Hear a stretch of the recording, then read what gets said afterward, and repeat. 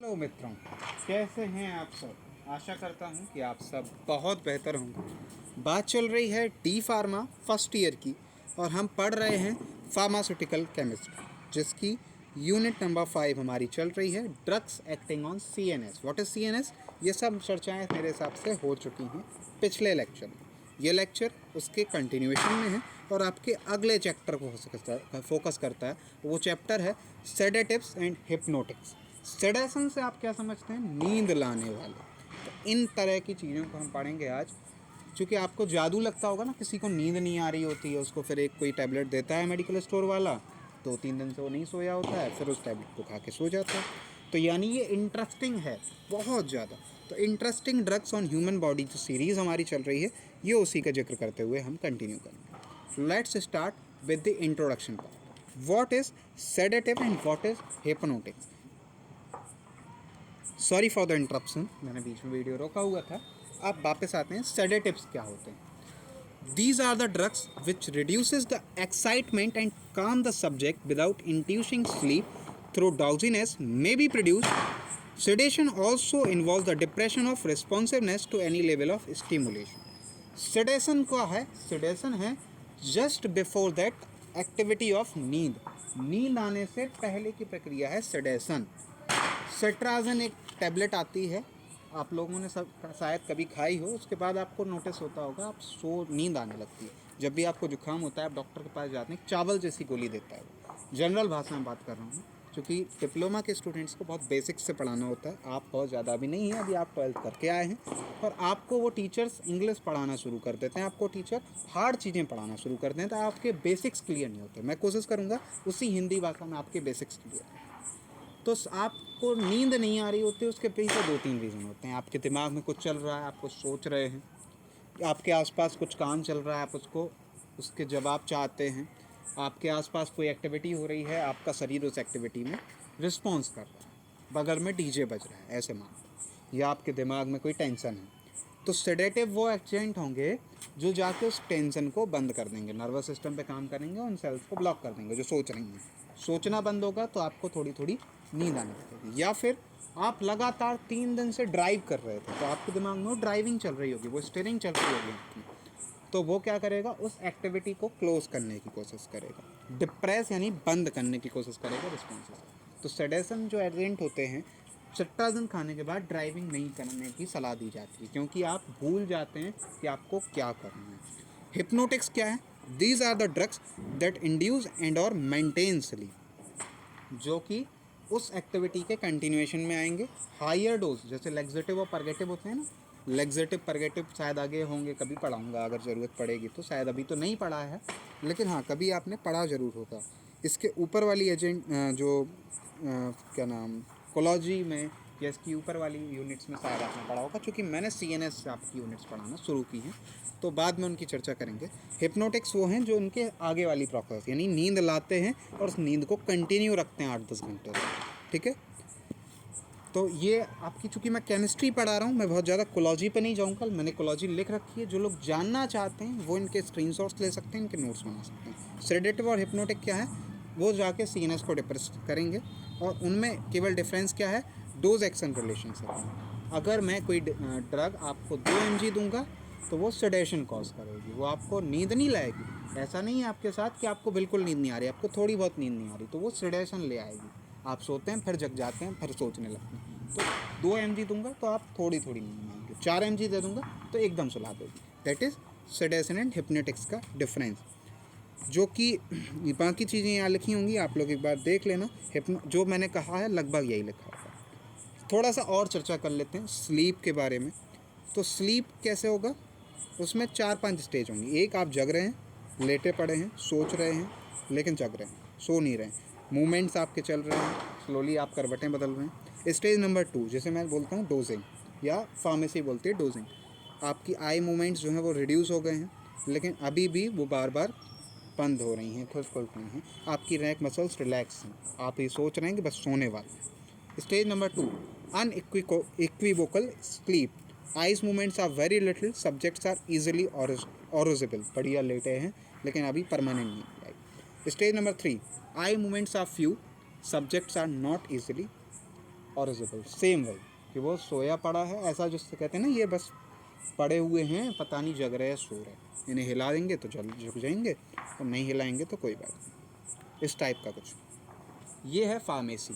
मैं इसको इसलिए पढ़ाया क्योंकि ये केमिस्ट्री का पार्ट नहीं था, लेकिन आपको ज़रूरी होना चाहिए था। और नेक्स्ट स्टेप आपको सबको पता है कि बिल्कुल सो गया, कुछ भी हो फ़र्क नहीं पड़ता। स्टेजेस 3 और 4 एक साथ अगर हम बोलें तो उन्हें बोलते हैं स्लो वेव स्लीप, SWS, और इससे बनेगा MCQ। एग्जिट एग्ज़ाम अगर आपको देने पड़ेगा तो, और अगर MCQ से एग्ज़ाम होगा तो।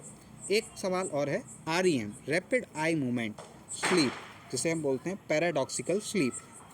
चूँकि मैं इतना डीप इसलिए जा रहा हूँ क्योंकि आपको एग्जिट एग्ज़ाम भी देना है, और अगर आपके बोर्ड ने MCQ एग्ज़ाम करा दिए तो वो भी देना है। क्योंकि कोविड ने हमें एक चीज़ सिखाई, हर तरीके से तैयार रहो। अभी जो आपका मेन रिटन एग्ज़ाम होना है उसका मटेरियल शुरू नहीं हुआ, उसका मटेरियल अब शुरू होगा। अभी आपको ज्ञान दिया जा रहा है MCQ के cases. There are marked irregular and darting eye movements, dreams and nightmare occur, which may be recalled if the subject is aroused.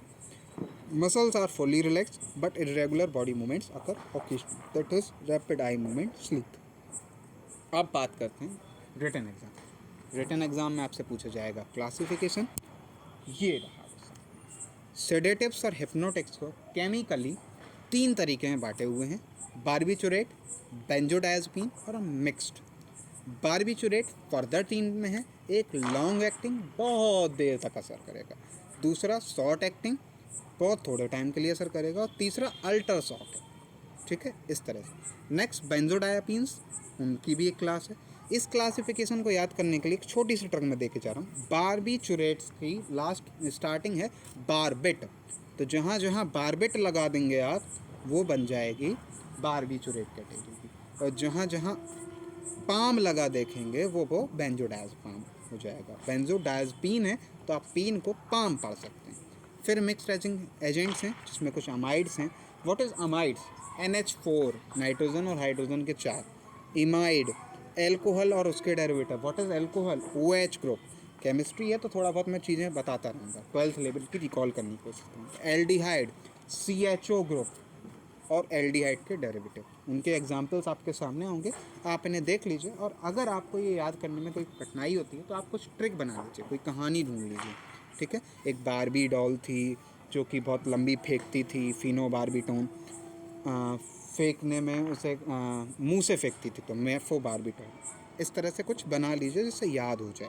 ठीक है, और नहीं बना पाएँ तो बताइएगा। अब देखिए, जिन जिन पे स्टार लगा होगा उनका आपको स्ट्रक्चर भी पढ़ना पड़ेगा, यानी दुश्मनी है। ठीक है, तो ये स्ट्रक्चर आपके सामने है। इस स्ट्रक्चर को याद कराने की कोशिश मैं नहीं कर सकता, क्योंकि इसे याद नहीं करा जा सकता जब तक आप खुद नहीं चाहें। मैं हेल्प कर सकता हूँ। हाँ भाई, आप देखिए डायज़ेपाम क्या हो सकता है। डायज़ेपाम किस कैटेगरी की है? बेंजोडायज़पीन के। तो यानी बेंजीन होगी, डाईएज़ो होगा। डाईएज़ो का मतलब होता है 2 नाइट्रोजन। पता नहीं ये जो मार्कर मुझे दिख रहा है वो आपको दिख रहा है या नहीं, I don't know screen recorder क्या रिकॉर्ड कर रहा है। तो डाईएज़ो यानी 2 नाइट्रोजन ग्रुप होंगे, बेंजीन होगा, बेंजो है, और उस बेंजीन में एज़ो ग्रुप जब जुड़ जाएगा तो बन जाएगा बेंजोडाइज़। ये एक छोटा सा हिंट दे दिया मैंने, बाकी आपको खुद देखना पड़ेगा। मॉलिक्यूलर फार्मूला आपको नहीं पढ़ना, स्ट्रक्चर और केमिकल नेम दोनों स्टार वाली ड्रग्स के पढ़। ठीक है, यूजेस आपको ज़रूर देखने होते हैं केमिस्ट्री केस में, क्योंकि आपसे सीधा 2 नंबर में या 1 नंबर में यही पूछा जाता है कि स्ट्रक्चर बताइए या यूजेस बताइए। 2 नंबर में होगा तो स्ट्रक्चर और यूजेस दोनों। ठीक है, तो स्ट्रक्चर नहीं बना पाओगे तो यूजेस तो शायद लिख ही देना, लेकिन स्ट्रक्चर से अच्छा इम्पैक्ट पड़ता है। डायज़ेपाम जो है वो किस किस कैटेगरी में, अभी तक मैंने आपको जो जो बताया अब वो आपके काम आएगा। अभी आपको लग रहा होगा मैं फालतू का टाइम वेस्ट कर, लेकिन आप चिंता में थे इसलिए नींद नहीं आ रही थी, तो चिंता को ट्रीट करने के लिए आपका एल्कोहल विड्रॉ कर लिया गया था, इसलिए आपको नींद नहीं आ रही थी। आप एल्कोहल इंजेस्ट करके सोते थे, सॉरी कंजेस्ट नहीं, इंजेस्ट करके आप दारू पी के सोते थे, शुद्ध बुंदेलखंडी की बात करें, और आप नहीं पी पा रहे, तो दारू नहीं है तो सेडेशन नहीं हो रहा, तो उसके लिए सीजर्स झटके लग रहे हैं आपको, तो भी आपको ये ट्रीट करेगा। ठीक, नेक्स्ट रिलीफ मसल स्पाज्म हो रहा है। ठीक है, ये मेडिसिन कैसे काम करती हैं? ब्रेन को काम डाउन करती हैं। ठीक है, और डायज़ेपाम और बाकी बेंजोपिन जितने डेरिवेटिव्स होंगे वो एंटी एंजाइटी हैं, सेडेटिव और हिप्नोटिक तो हैं, और साथ में एंटी कन्वल्सेंट भी हैं, झटके के खिलाफ भी। स्टोरेज भी आपको पढ़नी है, बहुत सारी चीज़ें आपके सिलेबस में मेंशन्ड है, और आई होप सो कि आपने सिलेबस देखा होगा। यदि आपके पास नहीं है तो आप मुझे मैसेज कर सकते हैं, मुझे कमेंट कर सकते हैं, मैं सिलेबस आपको प्रोवाइड करा दूँगा। और समझ नहीं आ रहा है तो एक सिलेबस पे डिफरेंट वीडियो बना लेंगे, वैसे तो मैं बताता रहूँगा साथ में। स्टोरेज और स्टेबिलिटी क्या है? स्टोरेज और स्टेबिलिटी के बारे में एक चीज़ बिल्कुल गांठ बांध लो कि 15 से 30 डिग्री पर रखना होता है जब तक कोई स्पेशल ना हो। लाइट रेजिस्टेंट कुछ होते हैं, कुछ नहीं होते हैं, तो वो आपको चीज़ें यहाँ देखनी है और कुछ नहीं। तो 15 से 30 पे रखना है, लाइट से बचाना है। और फॉर्मुलेशन क्या है? टैबलेट, कैप्सूल, इंजेक्शन और जेल। और किस ब्रांड नेम से बोलते हैं, वो ब्रांड नेम कहाँ से आता? वो यहाँ से आता। मैंने वो फ़ोटोज़ लगाई हुई हैं, इन फ़ोटोज़ पर मेरा कोई क्रेडिट नहीं है, और ये फ़ोटोज़ एक्नॉलेज्ड हैं गूगल से, ठीक है। ब्रांड नेम है, क्योंकि क्या नाम था, नाम क्या था? डायज़ेपाम, ठीक है। तो अल्ज़ेपाम, कुछ नाम थोड़ा बहुत रख के ब्रांड नेम रखा जाता है। कैलपॉज, कैलमोर, डाइजा, क्यूपाम, वैलियम, इन नामों से आपको मिल जाएगी। डोज क्या है? डोज है 2 mg से 10 mg, 2 to 4 times per day. अब ये डिपेंड करता है कि आपको सेडेशन कॉज कराना है या हिप्नोसन। जो बिल्कुल नहीं सोता उसे 10 mg दो, 3 बार दिन में सोता रहे, मज़ा आएगा, ठीक है। आ गया अल्प्राजोलम, जो सबसे ज़्यादा मार्केट में बिकती है मेरे हिसाब से। अल्प्राजोलम को कई चीज़ों में ट्रीट करते हैं, अभी हम आगे यूजेस इसके देखेंगे। एग्जाम्पल वही है, देख लीजिए चीज़ें। मॉलिकुलर फार्मूला है, केमिकल नेम है, इसमें मैं आपकी कोई हेल्प नहीं कर सकता, आई एम वेरी सॉरी। मैं हेल्प कर सकता हूँ यूजेस में। अल्प्राजोलम किसके लिए? इंसोम्निया एक कंडीशन होती है जहाँ नींद नहीं आती, तो इंसोम्निया ऐसे कुछ वर्ड्स लिखेंगे ना और हाईलाइट करेंगे तो डिप्लोमा स्टूडेंट के तौर पे आपका अच्छा इम्पैक्ट जाएगा, ठीक है। इंसोम्निया यानी बहुत मुश्किल है नींद आना, या आ ही नहीं रही है, बिल्कुल जागे पड़े हुए हैं, या बिल्कुल सुबह जाग जाते हैं। कुछ लोग ऐसे होते हैं ना, रात में 12-1 बजे सो जाएंगे लेकिन सुबह 3-4 बजे से नींद नहीं आएगी। एक समस्या ये होती है। तो alprazolam is use to treat anxiety disorder और पैनिक डिसऑर्डर। मतलब कभी कभी बीच में अनएक्सपेक्टेड जैसे अटैक आ जाते हैं, एकदम डर जाता है बच्चा, तो उस बच्चे को भी अल्प्राजोलम देते हैं। स्टोरेज स्टेबिलिटी वही होगी 15 से 30 डिग्री। और एक कैटेगरी की अगर ड्रग्स हैं तो उन्हें लाइट से बचाना है, ये थोड़ा सा ध्यान रहे। अगर एक पे लागू हो रहा है तो दूसरे पे भी होगा, अनटिल एंड अनलेस मैं नहीं बताऊंगा। ये थोड़ी सी चीज़ें आपको याद रखनी पड़ेंगी। Formulation tablet, capsule, syrup, cream, gel, ointment, liquid, injection, सब फॉर्म में अवेलेबल। क्योंकि बच्चे को तो आप टैबलेट दोगे नहीं, उसे सिरप फॉर्म में देंगे, उसे कुछ जेल वेल फॉर्म में दे देंगे। ब्रांड नेम क्या है? अल्प्राजोलम थी तो यानी आराम, आराम, आराम चाहिए तो नींद चाहिए, आराम सबसे अच्छा नाम।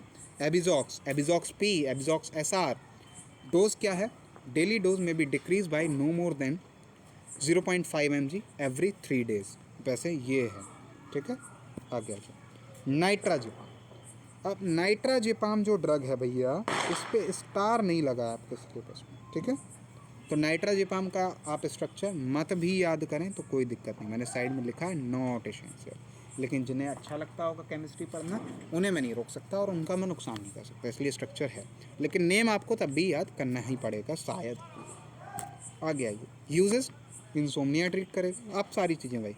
It is normally use in conjunction with other drugs. कुछ ड्रग्स के साथ इसे यूज़ कर लेंगे, क्योंकि कुछ ड्रग्स ऐसी भी होती हैं जो नींद उड़ाती हैं, ठीक है। उन ड्रग्स के बारे में भी आगे पढ़ेंगे। और ब्रेन को रिलैक्स करती है, वो उन लोगों के लिए जो सोचते हैं। स्टोरेज और stability, store it at room temperature, protect from light and moisture, ठीक है। अभी एक ही कैटेगरी की रखते हैं। Formulation tablet, capsule, injection. आप देखेंगे कि अल्प्राजोलम जो आएगी वो कभी कभी अंबर कलर यानी काले कलर के पैकेट में आ जाएगी, ठीक है। टैबलेट की बात करें। ब्रांड नेम नाइट्रोवेट, नाइट्रेज जेट, नाइट्रेज J5, नाइट्रेज 10, ये कुछ नाम है। पंचुएशन में डिफरेंशिएशन हो सकता है। डोज है 5 mg before retiring daily. This dose में भी increase if necessary to 10 mg। कभी कभी क्या होता है, रेजिस्टेंस हो जाता है। आपने देखा होगा कि अगर आप जो है कैसे याद दिलाऊं रेजिस्टेंस को, चलिए रेजिस्टेंस को ऐसे मान लीजिए कि अगर एक बच्चा जो है उसको उसकी माँ रोज़ मारे सुबह से, तो उसे मार से फ़र्क नहीं पड़ेगा। जो झगड़ालू टाइप के बच्चे होते हैं ना, उन्हें मार से फ़र्क नहीं पड़ता। और आप नॉर्मल बच्चों को एक थप्पड़ मार दीजिए वो रोने लगेंगे, दैट इज़ रेजिस्टेंस। 5 mg देते रहोगे ना, रिटायरिंग डेली का मतलब जब आप सोने जा रहे हैं उससे थोड़ा देर पहले, ठीक है। आगे आओ, फिनोबार्बिटल, फिर इसका स्ट्रक्चर पढ़ो। और फिनोबार्बिटल की क्लास क्या थी वो आप पीछे देख के आएंगे, उसके बाद उसका स्ट्रक्चर थोड़ा बनाने की कोशिश करेंगे।